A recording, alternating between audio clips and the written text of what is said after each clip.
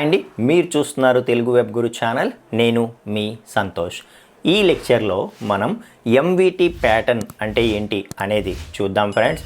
So Python use చేసి మనం web applications develop చేయాలంటే జాంగో అనే ఫ్రేమ్వర్క్ని మనం యూజ్ చేస్తున్నాము. ఈ జాంగో అనే ఫ్రేమ్వర్క్ ఎంవిటి అనే ప్యాటర్న్ని ఫాలో అవుతుంది అని మనం లాస్ట్ లెక్చర్లో చూసాము. సో ఈ లెక్చర్లో అసలు ఎంవిటి ప్యాటర్న్ అంటే ఏంటి అనేది చూద్దాం ఫ్రెండ్స్. సో ఎంవిటి ప్యాటర్న్ అంటే ఏంటి? సో ఎంవిటి ప్యాటర్న్ అంటే మోడల్ వ్యూ టెంప్లెట్. ఎంవిటి ప్యాటర్న్ అంటే మోడల్ వ్యూ టెంప్లెట్. అంటే మనకి ఈ ఎంవిటి ప్యాటర్న్ ఏం చేస్తుందంటే టోటల్ వెబ్ అప్లికేషన్ మనం డెవలప్ చేసేటప్పుడు ఆ టోటల్ ఫైల్స్ అన్నిటిని 3 కాంపోనెంట్స్ కిందకి డివైడ్ చేస్తుంది అన్నమాట. సో టోటల్ అప్లికేషన్ని 3 పార్ట్స్ కిందకి డివైడ్ చేస్తుంది. అందులో మొదటిది మోడల్, తర్వాత వ్యూ, ఆ తర్వాత మనకి template. Model, view, template. So అలాగని మోడల్ ఒకే ఒక ఫైల్ ఉంటుంది, వ్యూ ఒకే ఒక ఫైల్ ఉంటుంది, టెంప్లెట్ ఒకే ఒక ఫైల్ ఉంటుందని కాదు. ఓకే, సో మనకి మోడల్ అండర్ మోడల్లో డిఫరెంట్ మోడల్స్. సో ఒకటి కంటే ఎక్కువ మోడల్స్ మనం క్రియేట్ చేస్తాము, అలాగే ఒకటి కంటే ఎక్కువ వ్యూస్ క్రియేట్ చేస్తాము, ఒకటి కంటే ఎక్కువ టెంప్లెట్స్ క్రియేట్ చేస్తాము. అసలు ఇవి ఎందుకు యూజ్ అవుతాయి? సో వేటిని మోడల్స్గా క్రియేట్ చేస్తాము, వేటిని వ్యూస్గా క్రియేట్ చేస్తాము, వేటిని టెంప్లెట్స్గా క్రియేట్ చేస్తాము అనేది ఇప్పుడు చూద్దాం ఫ్రెండ్స్. సో యూజర్ నుండి మన అప్లికేషన్కి ఎలాంటి రిక్వెస్ట్ వచ్చినా కూడా ఫస్ట్ ఆ రిక్వెస్ట్ అనేది ఎవరికి వెళ్తుంది? మన జాంగోకి వెళ్తుంది అనమాట. సో జాంగో ఏంటి? టోటల్ అప్లికేషన్ అంతటినీ కంట్రోల్ చేస్తుంది. ఓకే, సో ఆ రిక్వెస్ట్ అనేది, ఆ వచ్చిన రిక్వెస్ట్ అనేది ఉన్న సెట్ ఆఫ్ వ్యూస్లో ఏ వ్యూతో మ్యాచ్ అవుతుంది, ఏ వ్యూతో మ్యాచ్ అయితే ఆ వ్యూకి మనకి పంపిస్తుంది. ఓకేనా? సో ఇక్కడ వ్యూ అంటే ఏంటంటే మన అప్లికేషన్లో ఎన్ని యాక్షన్స్ అయితే మనం పెర్ఫామ్ చేస్తామో ప్రతి యాక్షన్కి కూడా ఒక వ్యూ అనేది ఉంటుంది. ఫర్ ఎగ్జాంపుల్ మనం మన అప్లికేషన్లో యూజర్కి సైన్అప్ చేయడానికి ఛాన్స్ ఇచ్చామనుకో. సో సైన్అప్ అనేది ఒక యాక్షన్.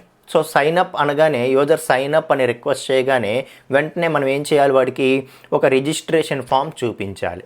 అది ఒక యాక్షన్. అలాగే యూజర్ అప్పుడు ఆ రిజిస్ట్రేషన్ ఫామ్ ఫిల్అప్ చేసి సబ్మిట్ కొడతాడు.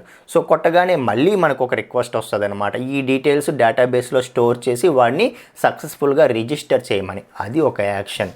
సో యూజర్ రిజిస్ట్రేషన్ సక్సెస్ఫుల్గా కంప్లీట్ అయిపోయిన తర్వాత వెంటనే లాగిన్ మీద క్లిక్ చేస్తాడు. అది ఒక యాక్షన్. సో ఆ యాక్షన్కి మనం ఏం చేయాలి?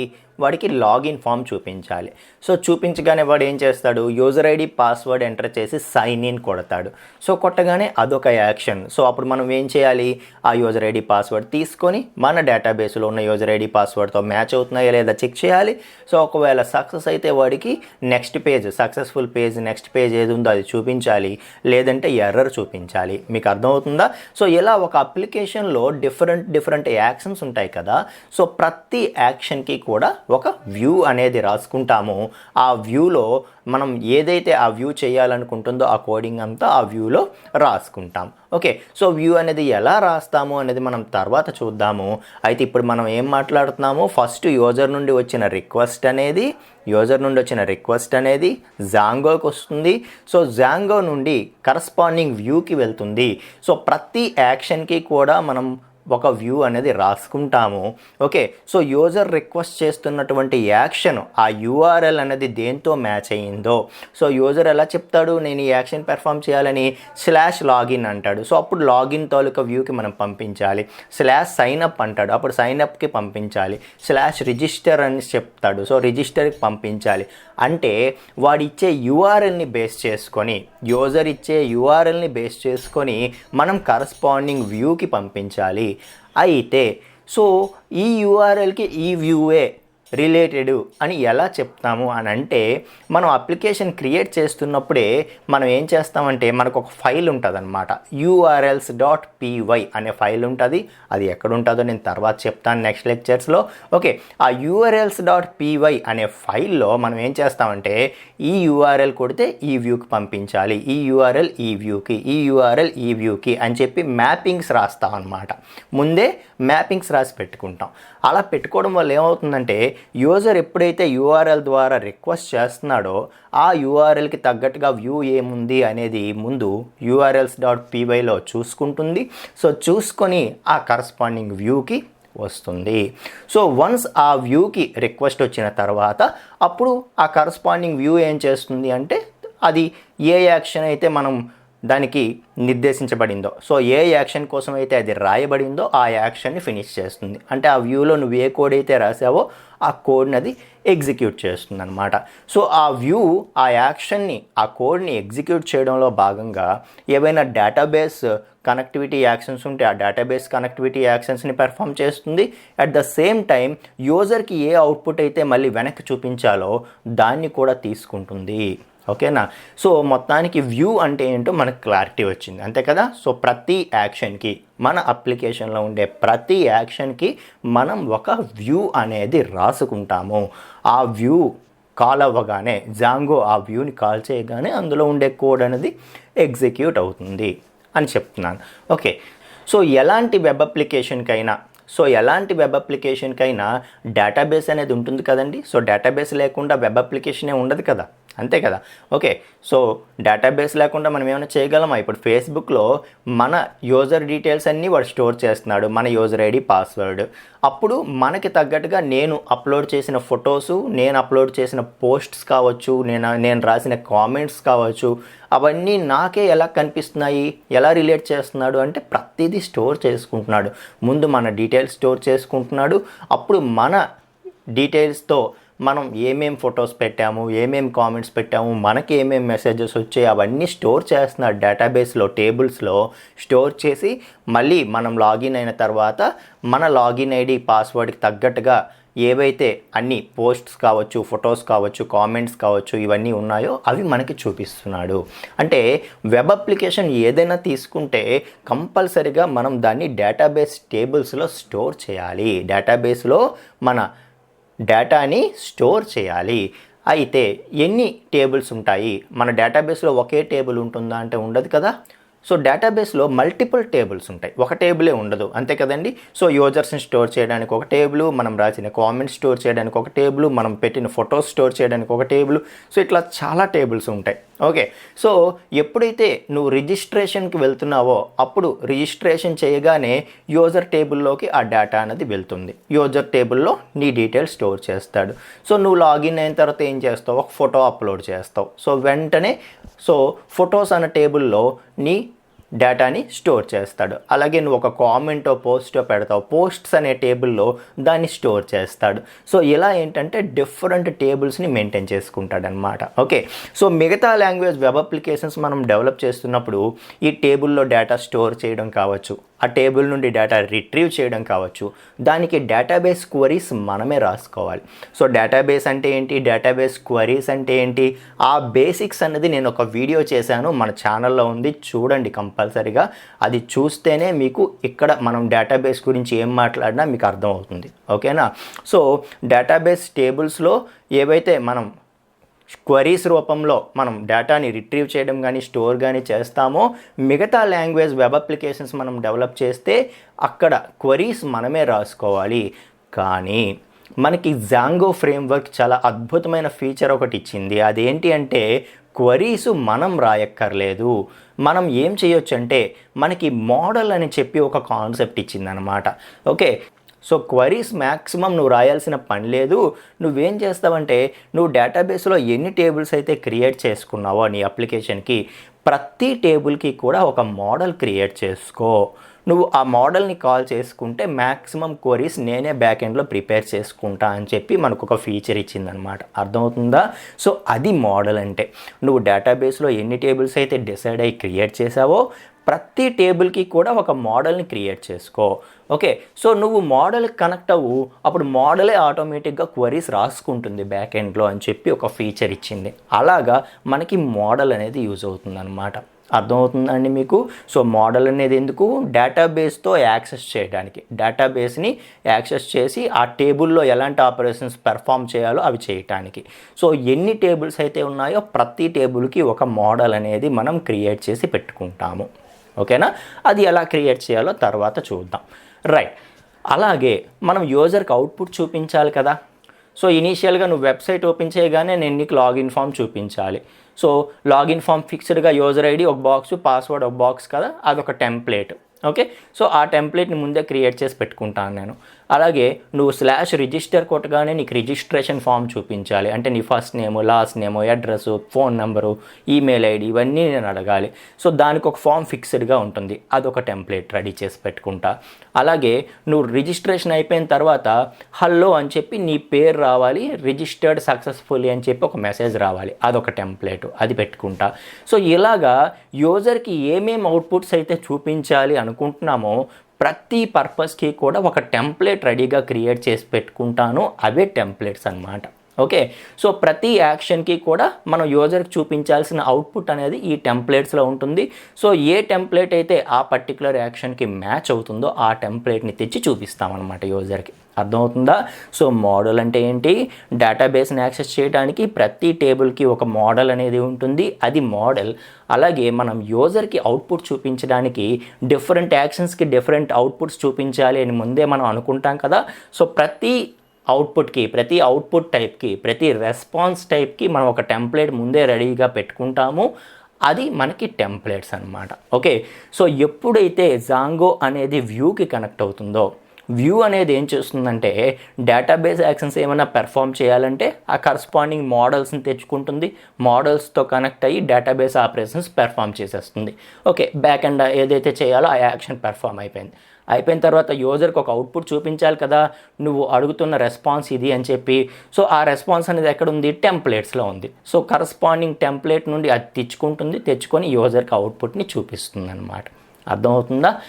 ఇలా ఏంటంటే మనకి MVT అనే ప్యాటర్న్ ద్వారా ఇది మనకి వర్క్ అవుతుంది.